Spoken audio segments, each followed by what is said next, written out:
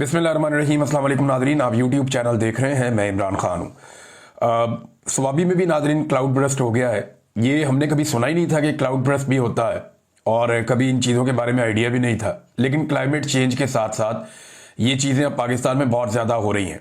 मकबूजा कश्मीर में भी cloud burst हुआ।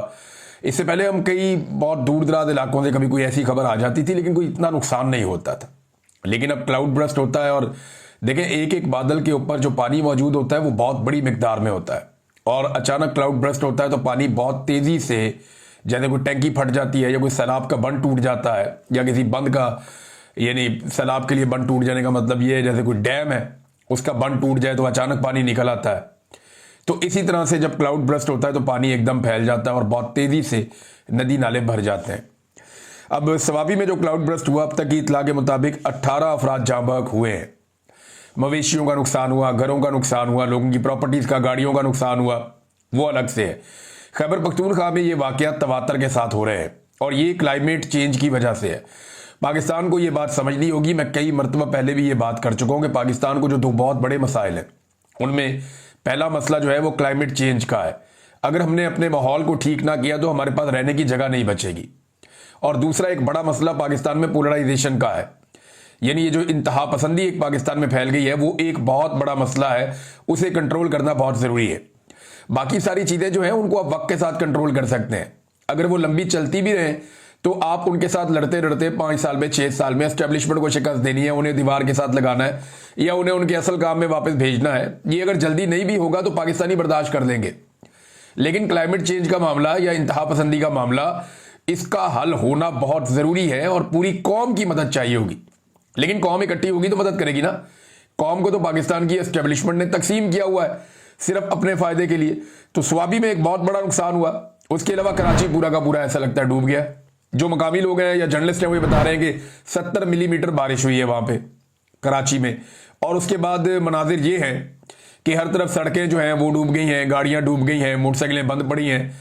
लोग जो हैं वो यानी काफ़ी 2-2, 2.5 फुट पानी के अंदर लोग गुजर रहे हैं। ये कराची के अंदर हो रहा है। लोगों की इमलाक का नुकसान हो रहा है, घरों के अंदर पानी दाखिल हो गया। ऐसा तो नहीं होता था लेकिन आप देखें लगातार कराची को तबाह बर्बाद कर दिया गया है। कराची के नाले जो हैं वो उनकी सफाई नहीं की जाती, जो फंड मिलता है उसको खर्च नहीं किया जाता। सारा साल पैसा अयाशी में उड़ा दिया जाता है और बरसात में आगे सारा मामला एक्सपोज हो जाता है। फिर बीमारियां फैलती हैं, मच्छर आते हैं, डायरिया फैलता है, मलेरिया फैलता है और हर दफ़ा बारिशों के बाद ये होता है। तो कराची भुगत रहा है बेचारा।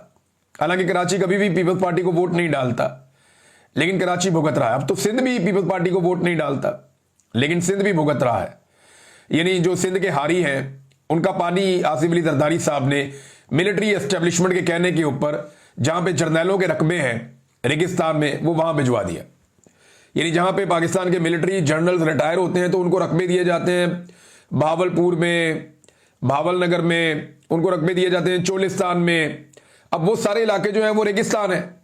अब उन इलाकों को सैराब करने के लिए जो सिंध की जरखेज ज़मीनें, जहां पे सदियों से सिंध के हारी जो है वो खेती बाड़ी कर रहे हैं, जरदारी साहब ने वो सारा पानी दे दिया उनको कि जी मिलिट्री एस्टेब्लिशमेंट ये पानी ले जाए और जितने जर्नैल रिटायर होते हैं उनके रकबे सैराब होने चाहिए, अवाम की खैर है। तो सिंधियों के साथ भी इन्होंने ज्यादती की है, कराची वालों के साथ भी ज्यादती की है और कराची एक बार फिर डूब रहा है। लाहौर और पेशावर में जो है वो 200 मिलीमीटर बारिश भी हो जाती है ना, फिर भी ऐसा नहीं होता जैसा यहां पे हम कराची में होता हुआ देख रहे हैं 70 मिलीमीटर बारिश में मुबैना तौर पे। तो अब ये सूरत हाल है। सैलाब मुतासरीन के लिए जो वफाक ने अभी तक इमदाद की है खैबर पख्तूनख्वा को, जरा उसका डाटा भी आया, मैं डाटा आपके साथ शेयर करता हूं। ये जरा आप डाटा चेक करें कि जो सैलाब मुतासरीन की इमदाद के लिए जो सामान अभी तक वफाकी हुकूमत ने दिया है, वफाक ने अभी तक मदद में, ये मुजम्मल असलम साहब बता रहे हैं, 200 टेंट दिए हैं, 5 जनरेटर दिए हैं, 5 डी वायरिंग पंप दिए हैं, 500 कंबल दिए हैं, 10 शेल्टर और 1 ट्रक अद्वियात का पहुंच चुका है और एक रास्ते में है। अब मैं आपको ये बात बताता हूं नाजरीन, देखिए कोई, मैं ऐसा नहीं कहना चाहता कि ये वफाकी हुकूमत ने कुछ नहीं किया, ये सामान तो भेजा है, लेकिन एक बड़ा सच है मैं आपके सामने रखना चाहता हूं कि इतना सामान हम अपने एक कैंप से रोजाना भिजवा देते थे। जब 2022 में फ्लड आया हुआ था ना, तो हमने मुख्तलिफ जगह पे कैंप लगाए हुए थे। इससे ज्यादा सामान हम एक कैंप से रोजाना रवाना कर देते थे। ये अली अमीन गड्ढापुर वजीर आला खैबर पख्तूनख्वा गवाह है कि इसने जितनी दफा हमें कहा कि हमें खैमे चाहिए तो 200-300 खैमा मैं रोज भेज देता था इन्हें। इसी तरह हम खैमा भिजवाते थे सिंध के अंदर, बलूचिस्तान के अंदर, तो इससे कई गुना ज्यादा सामान तो हमारे कैंपों से निकल कर जाता था। मैं एक आदमी था, यह पूरी रियासत है, इनके पास बेशुमार पैसा है। अवाम का पैसा जब आप अवाम के ऊपर खर्च करते हैं ना, एक एक रुपए का आप हिसाब रखते हैं और अपनी जेबें भी आप टटोलते हैं, तो अल्लाह ताला बड़ी बरकत डाल देता है। यहां इनके पास अरबों रुपए के फंड है और सामान इन्होंने भेजा ऊंट के मुंह में जीरा। ये इन्हें अवाम की फिक्र है और ये इनके हालात है। नाज़रीन, अब माफी वाले मामले पे जरा वापस आ जाए। वहां पे एक आलिम दीन ने बात की है, कम से कम पहली बात हो गई, मैं आपके सामने रखूंगा, लेकिन इमरान खान साहब की जो बहनें हैं उनके स्टेटमेंट बहुत इंपॉर्टेंट हैं। पहले जरा आप उनके स्टेटमेंट जो है वो मैं आपको बता देता हूं कि इमरान खान की बहनों का इस पर रद्द अमल क्या आया माफी वाले मामले पे। उन्होंने कहा जी, जिना हाउस का तो इन्होंने सिर्फ चूरन बेचा हुआ है कौम को। ये दरअसल बानी पाकिस्तान के खिलाफ है। बानी पाकिस्तान कायदे आजम मोहम्मद अली जिना के खिलाफ है। इन्होंने फातिमा जिना के साथ जो किया वो सब जानते हैं। ये कायदे आजम और इल्लामा इकबाल का आहिस्ता आहिस्ता वजूद ही गायब करना चाहते हैं। अब हमने फैसला किया कि गाड़ियों पर कायदे आजम और इल्लामा इकबाल के स्टिकर्स लगाएंगे, हाथ में तस्वीर उठाएंगे। ये कायदे आजम के खिलाफ हैं, फलस्तीन का झंडा उठाने पर जेल हो जाती है। ये अलीमा खान साहबा ने बताया कि जनाब ये जो रियासत है या एस्टेब्लिशमेंट, और ये मैं आपको सच बता रहा हूं, ये बात और लोग भी इसकी गवाही देंगे कि पाकिस्तान की मौजूदा एस्टेब्लिशमेंट को कायदे आजम मोहम्मद अली जिन्ना से बड़े सीरियस इश्यूज हैं। एस्टेब्लिशमेंट को हमेशा से कायदे आजम और उनके नजरियात से इश्यूज थे। कभी भी कायदे आजम की वो तकारीर या वो बयानात या कायदे आजम मोहम्मद अली जिन्ना से जो उन्होंने बातें खास तौर पर बताई थी, फौज के हवाले से, इंतजामिया के हवाले से, सियासत के हवाले से, सियासत में मुदाखलत के हवाले से, ब्यूरोक्रेसी की जिम्मेदारियों के हवाले से, वो बातें कभी भी ये मंजर आम पर नहीं आने देते। उन्हें कभी भी माशिर दुलूम की किताबों का हिस्सा नहीं बनाते। ये नहीं बनाते कि कायदे आजम ने कहा था कि फौज का काम सिर्फ और सिर्फ सिक्योरिटी है और वो भी आपको सिविलियन हुकूमत जो हुक्म देगी वो आप करेंगे, आपका काम पॉलिसी बनाना नहीं है। माशिर दुलूम की किताब में कभी भी कोई आर्मी चीफ ये लिखने नहीं देगा, ना कोई DGISPR ये बात माशिर दुलूम की किताब में लिखने देगा, ना आपको बताएगा। तो कायदे आजम मोहम्मद अली जिन्ना जो है वो इनके लिए एक बहुत बड़ा मसला है। और अब उन्होंने ये फैसला किया कि जहां बाकी सारे मसले हल किए जा रहे हैं तो कायदे आजम का मसला भी परमानेंटली हल कर दिया जाए। और हल करने के लिए जो पहला तरीकाकार है, जो आगाज है, वो इस 14 अगस्त को हुआ है, जब कायदे आजम मोहम्मद अली जिन्ना का नाम लेने पर ही पाबंदी लग गई थी, उनकी तस्वीर लगाने पर पाबंदी लग गई थी। पाकिस्तान की मिलिट्री एस्टेब्लिशमेंट ने इस मर्तबा कायदे आजम मोहम्मद अली जिन्ना के नाम को नीचा करके दिखाया है। तमाम सियासतदानों को बाउंड किया गया कि तुमने फील्ड मार्शल आसिम मुनीर का शुक्रिया अदा करना है पाकिस्तान बनने के दिन पे, तुमने किसी ने भी कायदे आजम का शुक्रिया अदा नहीं करना, अल्लामा इकबाल का शुक्रिया अदा नहीं करना। और हमने होते हुए देखा, उनका फोटो नहीं लगाया, अखबारात के इश्तिहारात में उनकी तस्वीरें गायब की गई। अब जो PTI वाले उठाते हैं तस्वीरें तो उनके ऊपर भी पर्चे कर देते हैं। और पर्चे कौन से करते हैं? दहशतगर्दी के मुकदमात किए जा रहे हैं उनके ऊपर। फिर इमरान खान की बहनों ने कहा कि माफी वो मांगे जिसने 8 फरवरी को अवामी मैंडेट पर डाका डाला। माफी क्यों मंगवा रहे हैं? CCTV फुटेज अदालत में पेश करो और अदालत को फैसला करने दो। ये अलीमा खान साहिबा का बयान है। उन्होंने कहा जी बहुत सारे लोग पैगाम लेकर आते रहते हैं। अमेरिका वाले तनवीर भी 2-3 दफा आए, फिर इमरान खान ने उनसे मिलने से ही इनकार कर दिया और हमें भी मना कर दिया कि इस बंदे से दूर रहना, इसको नहीं मिलना। माफी क्यों मंगवा रहे हैं? CCTV फुटेज लेके आओ, अदालत में पेश करो, अदालत से फैसला करवाओ। लेकिन अगर सारे फैसले बादशाह सलामत ने करने हैं तो फिर अदालत को ताला लगा दो। अच्छा जी, माफी वाले बयान पे ये इमरान खान साहब की बहनों का रद्द अमल है। लेकिन एक और इंटरेस्टिंग चीज मैं आपके सामने रखता हूं। कल बजरिया फैसल वाडा मिलिट्री एस्टेब्लिशमेंट अपने उस मौकिफ से भाग गई जो मौकिफ सुहेल वड़ाई साहब ने आर्मी चीफ से मुलाकात के बाद पेश किया था, जिसमें कहा गया था कि इमरान खान सच्चे दिल से माफी मांगे, यानी सच्चे दिल से माफी मांगने का मुतालबा किया गया था। अब मिलिट्री एस्टेब्लिशमेंट भाग रही है अपनी बात से, और क्योंकि पाकिस्तान पूरे में दुर्गत बन रही है, पाकिस्तान के बाहर भी बन रही है। लोग कह रहे हैं कि अदालती फैसले फिर कहां गए, अदालतें कहां गई, जाली मुकदमात हैं। और जाली मुकदमात भी इतने हैं कि वो बैरिस्टर सलमान सफदर साहब ने बताया कि वर्ल्ड रिकॉर्ड बन गया इमरान खान साहब का। इमरान खान ने कैदी नंबर 804 ने जेल में बैठ के एक वर्ल्ड रिकॉर्ड बना दिया है। और वर्ल्ड रिकॉर्ड क्या है कि 500 से जायद, लगभग 500 इमरान खान साहब ने एफिडेविट साइन करके दिए हैं, पावर ऑफ अटॉर्नी। वकालतनामे साइन करवाने का वर्ल्ड रिकॉर्ड लग चुका है। 500 पावर ऑफ अटॉर्नी साइन करवाए हैं बैरिस्टर सफदर ने, बैरिस्टर सलमान सफदर साहब ने इमरान खान साहब से। अब बताएं, जेल में बैठा हुआ एक आदमी इतने ज्यादा जो है वो पावर ऑफ अटॉर्नी साइन कर रहा है, तो ये वर्ल्ड रिकॉर्ड ही है ना। तो इमरान खान साहब ने बीमार ना होने का वर्ल्ड रिकॉर्ड लगा दिया, एफिडेविट साइन करने के हवाले से वर्ल्ड रिकॉर्ड लगा दिया। इमरान खान का एक और वर्ल्ड रिकॉर्ड है कि तारीख में सबसे ज्यादा मुकदमात जो हैं वो इमरान खान साहब के ऊपर दर्ज हुए। इतने मुकदमात आज तक पाकिस्तान में किसी पे दर्ज नहीं हुए जितने इमरान खान साहब को जेल में बंद करके दर्ज किए गए उनके खिलाफ। अब आज मिलिट्री एस्टेब्लिशमेंट की ये ख्वाहिश कि इमरान खान साहब माफी मांगे, लेकिन ये ख्वाहिश नई नहीं है, ये बहुत पुरानी है। मैं अभी आपको एक और जगह से साबित करके देता हूं। मैंने एक वीडियो निकाल के रखी हुई है।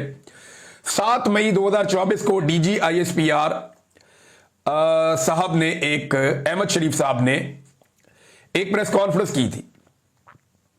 उस प्रेस कॉन्फ्रेंस में जब एक सवाल किया गया डीजी आईएसपीआर साहब से कि जनाब इमरान खान साहब पीटीआई कैसे मामला आगे बढ़ेगा और कैसे निकलना है, ये वो पहले उन्होंने बहुत बुराइयां की थी पाकिस्तान तहरीक इंसाफ की डीजी आईएसपीआर ने। तो जब उनसे पूछा गया तो उन्होंने उस वक्त क्या जवाब दिया था, वो जवाब आप सुनेंगे तो आपको पता चलेगा कि ये जितना मर्जी भाग जाए बातें इनके मुंह से निकल आई हैं। और डीजी आईएसपीआर ने अपने मुंह से माफी वाली बात की थी और पाकिस्तान तहरीक इंसाफ को क्या करार दिया था, किन अल्फाज में ये बात की थी। क्योंकि देखे ना 2024 में इन्होंने जाली हुकूमत बनाई थी, नया नया कॉन्फिडेंस आया हुआ था कि तुम देंगे, फड़ देंगे, नहीं चढ़ांगे। फिर इन्हें इस बात का भी आइडिया था, इन्हें पता था कि डोनाल्ड ट्रंप इलेक्शन नहीं जीत रहा, तब जो बाइडेन बैठा हुआ था, तो इनका तो कॉन्फिडेंस ही कहीं से कहीं पहुंचा हुआ था।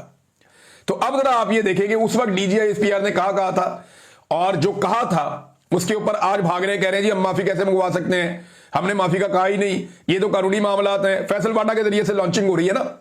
लेकिन आर्मी चीफ ने जिस ख्वाहिश का इजहार किया उसकी एक गवाही आज से 1 साल पहले, बल्कि 1.25 साल पहले, 1.5 साल होने वाला है, डीजी आईएसपीआर ने खुद दी। जरा ये सुने आप क्या कहा था। ऐसे सियासी इंतशारी टोले के लिए सिर्फ एक ही रास्ता है कि वो सिद्ध के दिल से माफी मांगे कौम के सामने और ये वादा करे कि वो नफरत की सियासत को छोड़ के तामीरी सियासत में हिस्सा लेगा। अब ये सियासत भी सिखाएंगे, ये बताएंगे नफरत की सियासत क्या होती है और तामीरी सियासत क्या होती है। सारी जिंदगी इन्होंने नफरत फैलाई है और ये नवाज शरीफ भी चोर है, जरदारी भी चोर है, वो 10% है, वो 20% है, वो जो है कौमी सलामती के लिए खतरा है, फलां भी कौमी सलामती के लिए खतरा है, क्लाशनकोफ इनकी पॉलिसी की वजह से पाकिस्तान में आई, खुद कुछ बम्बार इनकी पॉलिसी की वजह से पाकिस्तान में आए, नफरत फैला के पाकिस्तान का बेड़ा गर्क कर दिया। आज बलूचिस्तान नफरत की आग में जल रहा है। वो बच्चे बच्चियां आगे सड़कों पर इस्लामाबाद की बैठे हैं, उनसे बात करने को कोई तैयार नहीं है। उन्हें 35 दिन हो गए हैं बलूच मुजाहिरीन को, वो वहां बैठे हुए। और मिलिट्री एस्टेब्लिशमेंट जिसने ये सारी नफरत इस मुल्क के अंदर फैलाई, तमाम सियासी लीडरों को जो जो उनके खिलाफ गए उन्हें जेलों के अंदर बंद किया, उन पे झूठे मुकदमात किए। आज वो कह रहे हैं जी कि नफरत की सियासत बंद करें और तामीरी सियासत करें। तामीरी सियासत तो यही कि सबको बूट पॉलिश पे लगा दें। तो इमरान खान तो बूट पॉलिश नहीं करता फिलहाल आज की तारीख तक, वो तो कह रहा है तो मैं तो जूते पॉलिश नहीं करता। अब ये एक सबूत है, मैंने आपके सामने रख दिया कि डीजीआईएसपीआर ने अपने मुंह से माफी का मुतालबा किया था पाकिस्तान तहरीक इंसाफ से। और जो अल्फाज मरियम नवाज और मरियम औरंगजेब और जो नून लीग के लोग इस्तेमाल करते हैं पाकिस्तान तहरीक इंसाफ के लिए, वही अल्फाज डीजीआईएसपीआर ने इस्तेमाल किए। जरा ये अल्फाज सुने आप। ऐसे सियासी इंतशारी टोले के लिए, सियासी इंतशारी टोला, ये अल्फाज डीजीआईएसपीआर ने पाकिस्तान तहरीक इंसाफ के लिए बोले और बाद में कहा कि माफी मांगे और सच्चे दिल से माफी मांगे। मुझे ये नहीं समझ आती कि ये सच्चे दिल से माफी क्या होती है। कारी जवार बहादुर साहब है नादरीन, ये वाकई अपने नाम की तरह बहादुर भी है। इन्होंने स्टेटमेंट दिया जो आर्मी चीफ ने सुहेल वड़ाइच के जरिए से कुरान पाक की एग्जाम्पल दे के जो इबलीस वाला एक मसला पेश किया था, उस पर इनका जो जवाब है आर्मी चीफ के लिए, जरा ये सुन लें। अब अगर कोई बंदा खुदा बनना चाहे कि जो मुझसे माफी मांग ले वो बरी, जो मुझसे माफी मांग ले वो फरिश्ता, जो मुझसे माफी मांग ले वो नेक, और जो मुझसे माफी ना मांगे वो शैतान, ये मेरे रब को पसंद नहीं है। बाकी सारी चीजों की माफी हो जाती है, तकब्बुर की कोई माफी नहीं। जो जेलें काट रहे हैं उन्हें कौम हीरो समझ रही है और आप उन्हें शैतान करार दे रहे हैं। कारी जवार बहादुर, इन्होंने ये स्टेटमेंट दिया, आर्मी चीफ को जवाब दिया। चले कम से कम कोई एक आलम दीन तो है जिसने हिम्मत की और हौसला किया और आर्मी चीफ को वापस उसी तरह जवाब दिया जिस तरह उन्होंने एक अवामी लीडर की तौहीन की कि तुम मुझसे माफी मांगो। नाज़रीन, इमरान खान साहब का जो केस लगा हुआ था सुप्रीम कोर्ट ऑफ पाकिस्तान में, उसको मजीद एक दिन के लिए मुलतवी कर दिया गया है। ऐसा लगता है कि सुप्रीम कोर्ट हिचकिचा रही है इमरान खान साहब के बारे में केस सुनने के हवाले से। सलमान सफदर साहब ने यह केस किया हुआ है, इससे पहले यह केस लगा तो फिर तारीख दे दी गई, फिर लगा फिर तारीख दे दी गई। अब यह केस लगा हुआ था सुप्रीम कोर्ट में और केस को कल तक के लिए इसलिए मुलतवी किया गया कि चीफ जस्टिस ने कहा जी सलमान सफदर जो बैरिस्टर हैं उन्होंने कुछ इजाफी दस्तावेजात जमा करवा दी हैं, तो मैं ये दस्तावेजात पढ़ना चाहता हूं, मुझे ये दस्तावेजात पढ़ने के लिए एक दिन दिया जाए। तो एक दिन के बाद कल 10:30 बजे ये दस्तावेजात पढ़ के मैं आऊंगा और फिर मैं इस केस को सुनूंगा। सलमान सफदर साहब कहते रहे सर कोई इजाफी दस्तावेजात नहीं है, ये सुप्रीम कोर्ट ऑफ पाकिस्तान के फैसले हैं, रूटीन मैटर है, ये तो जमा होते रहते हैं, आते रहते हैं। ये तो जब केस चल रहा होता है तो केस के दौरान भी सुप्रीम कोर्ट के फैसलों का हवाला दिया जाता है, उसी वक्त जजेस निकाल के सामने देखते रहते हैं, साथ साथ केस सुनते रहते हैं। मेरे अपने केसेस में हुआ, बार बार हुआ, बहुत सारे और केसेस में होता है। मैंने ये मियां अली अशफाक साहब से सीखा कि वो हाई कोर्ट के और सुप्रीम कोर्ट के फैसलों के हवाले देते थे और साथ निकालकर वो सामने रख देते थे और जज साहब को बताते थे कि सफा नंबर इतना खोलें, वहां पे ये लिखा हुआ है, तो जज निकाल के उनको पढ़ते थे। ये तो एक नॉर्मल चीज है, ये ड्यूरिंग द केस ये चीजें होती हैं। वो ये कहते रहे कि सर बात सुनिए, सिर्फ सुप्रीम कोर्ट के फैसले और कुछ नहीं है, लेकिन जज साहब ने कोई बात ही नहीं सुनी। चीफ जस्टिस ने कहा नहीं नहीं ये अब मैं कल ही सुनूंगा, मैं इनको पढ़ के आऊंगा और फिर करूंगा। नाज़रीन, पाकिस्तान के अंदर एक और बड़ा खौफनाक कानून पास कर दिया गया है और ये पूरा का पूरा निजाम जो है ना वो अब एक अलग ही तरफ जा रहा है। यानी आपको इस लेवल का जबर और फस्तायत कभी दिखाई भी नहीं दी होगी, इस लेवल के इंसानी हकूक की पाबंदियां आपने कभी सोची भी नहीं होंगी जो अब ये पाकिस्तान में करने जा रहे हैं। सेनेट ने 3 साल के लिए एक नया कानून पास कर दिया। उस कानून के तहत फौज और सिविल आर्म्ड फोर्सेस को यह इख्तियार दे दिया गया है कि वो सिर्फ शुबा की बुनियाद पे, शक की बुनियाद पे कि इस बंदे पे मुझे शक है, यार ये तो वही बात होगी ना कि इस पे मुझे शक है, इस पे मुझे शक है, इस पे मुझे शक है। तो इस हुकूमत को तो सारे गालियां देते हैं, तो सब पे शक करेंगे ये। इस वक्त तो एस्टेब्लिशमेंट के सारे ही दुश्मन हैं, तो क्या ये पूरे पाकिस्तान पे शक करेंगे? सिर्फ शक की बुनियाद के ऊपर फौज को और सिविल आर्म फोर्सेस को यह इख्तियार दे दिया गया है कि वो कौमी सलामती या सिक्योरिटी के खिलाफ किसी भी सरगर्मी पर 3 माह के लिए किसी भी बंदे को उठा के कैद में डाल सकते हैं। कोई पूछने वाला कोई मां बाप नहीं है, कोई नहीं पूछेगा। 3 महीने के लिए उठाया, बंदा उठा के अंदर डाल दिया और मजीद यह है कि उसको 3 महीने मजीद भी अंदर रख सकते हैं। यानी 6 महीने तक बंदे का कोई पूछने वाला नहीं, कोई कानून नहीं, कोई सवाल नहीं, कोई जवाब नहीं। जिस पे शक होता है, मिसाल के तौर पे एक बंदा है वो तनकीद कर रहा है, इन्हें पसंद नहीं आ रहा, वो ये तो कौमी सलामती का मसला बन गया, उठाओ इसको डालो जेल में। अब उसको उठाया, इस कानून के तहत उसको जेल में डाल दिया, बंद कर दिया उसको। अब 3 महीने तक उसकी जमानत नहीं हो सकती, 3 महीने तक कोई उसको पूछ ही नहीं सकता। 3 महीने के बाद देखा बंदा सेट हो गया, हालात बेहतर है, नहीं चलो 3 महीने और अंदर रख दो, फिर 3 महीने अंदर रख दिया। उसके बाद जनाब फिर कानून हरकत में आएगा, छूटते छूटते उसको फिर 2 महीने लग जाएंगे। जब वो बंदा बाहर आएगा महीने के बाद फिर कहेंगे नहीं यार ये बंदा ठीक नहीं, फिर 3 महीने के लिए अंदर। तो ये किसी को भी चाहेंगे जब तक दिल करेगा अंदर रख लेंगे। ये कानून पास किया, ये कानून पास किया सेनेट ने, इनको शर्म आनी चाहिए। पाकिस्तान की इस वक्त के जो सेनेटर्स हैं, इस वक्त के जो कौमी असम्बली के अरकान हैं, ये वो गड्ढे खोद रहे हैं जिनमें ये खुद गिरेंगे। ये वो तबाही फेर रहे हैं जो इनके सामने आकर खड़ी हो जाएगी। ये तमाम वो इख्तियारात दे रहे हैं फौज को और इदारों को जो इख्तियारात कल को इनके खिलाफ इस्तेमाल होंगे, और ये जरूर इस्तेमाल होंगे। ऐसा नहीं है कि ये बच जाएंगे इन चीजों से। नाज़रीन, जापान में तो टिकटॉक टका के टिकटॉक्स बना रहे हैं, पैसे शैसे बहुत लगा दिए हैं, लेकिन उनकी मट्टी ठीक प्लीत की है वहां पे ओवरसीज पाकिस्तानियों ने। जहां वो जाते हैं उनको ओवरसीज पाकिस्तानी टकर जाते हैं। ना उन्हें जापानियों ने मुंह लगाया और ना पाकिस्तानियों ने। यानी ये 2-2, 3-3 दर्जन बैठे होते हैं, सामने 1 या 2 जापानी आते हैं, 3 जापानी आते हैं, वो आकर इनसे बात करते हैं और चले जाते हैं। कोई काबिले जिक्र जापान की शख्सियत ने मुलाकात नहीं की। ये कभी इस टाउन में फिर रहे हैं, कभी उस हॉल में फिर रहे हैं, कभी वहां बंदरगाह की सैर करने चले गए हैं, तो टका के टिकटॉक्स बन रही हैं। सबने अपना अपना एक जो है फैंसी ड्रेस शो एक चल रहा है फुल मेकअप के साथ, और वहां पे नाज़रीन, और मैं वो मेकअप के साथ इसलिए कह रहा हूं कि वो एक फिल्टर होते हैं जो इस्तेमाल किए जाते हैं कैमरा में, ये वो वाले फिल्टर इस्तेमाल किए जा रहे हैं, मेकअप फिल्टर्स। वैसे सबका हक है जो मेकअप करना चाहे वो करे, ये सबकी अपनी जाती और निजी जिंदगी है, लेकिन मेकअप आर्टिस्ट जो है ना वो कौम के खर्चे से बाहर नहीं जाना चाहिए। मेकअप आर्टिस्ट अपने खर्चे पे बाहर जाना चाहिए। भारत बंदे वहां पहुंचा दिए, ना जापानियों ने मूड गया, ना पाकिस्तानियों ने मूड गया, सबको पता है जाली है, फारग है, ना इनके पास अवाम का मैंडेट है, ना इनके पास इखलाकियात है। और बेशर्मी और ढिटाई की हद यह है कि पाकिस्तान में इश्तिहार लगवा रहे हैं। एक तो टिकटॉक्स के लिए कौम के पैसे से करोड़ों रुपए खर्च करके बाहर चले गए, फिर करोड़ों रुपए के इश्तिहार भी पाकिस्तान में देने के जनाब कौम के लिए बाहर गए हैं। भैया आपकी तुक्की नहीं बनती। एक ब्यूरोक्रेट बाहर जाता है और जाकर चीजों के फैसले करके आ जाता है, ये मुंह उठा के खुद पूरा टब्बर लेके, साथ अपने जनाब मुलाजिम लेके, साथ अपने वो मेकअप आर्टिस्ट लेके, साथ में अपनी सहेलियों को लेके ये निकल गए, हमने जनाब इंजॉय करना है। और वो इंजॉय नजर आ रहा है होता हुआ, कौम के पैसों पे इंजॉय हो रहा है। इधर पाकिस्तानी डूब रहे हैं, इधर पाकिस्तानी जो है वो मार खा रहे हैं, इधर गुर्बत बेरोजगारी बढ़ रही है, वो उधर अय्याशियां ही खत्म नहीं हो रही। और अय्याशियों के विजुअल्स आपको बाकायदा स्लो मोशन के अंदर स्लोमोस बना बना के भिजवाए जा रहे हैं। अब आर्मी चीफ ने सुहेल बड़ाइच के साथ यह भी दावा किया था कि जनाब 2-2 अरब डॉलर कोई रेकोडिक से आना शुरू हो जाएंगे। अब ताजा खबर के मुताबिक ये मुजम्मल असलम साहब ने दी है, वो बताते हैं कि रेकोडिक प्रोजेक्ट भी 2028 की जगह अब 2029 से शुरू होगा। ये एक और झटका लग गया। यानी वो तो कह रहे थे कि अगले साल से पैसे आना शुरू हो जाएंगे, ये तो प्रोजेक्ट और आगे चला गया है। तो जब प्रोजेक्ट ही आगे चला गया तो पैसे कैसे आएंगे? फिर बात करेंगे और चीजें भी। अब तक के लिए इतनी अपना ख्याल रखिएगा, अपने चैनल का भी। अल्लाह हाफिज।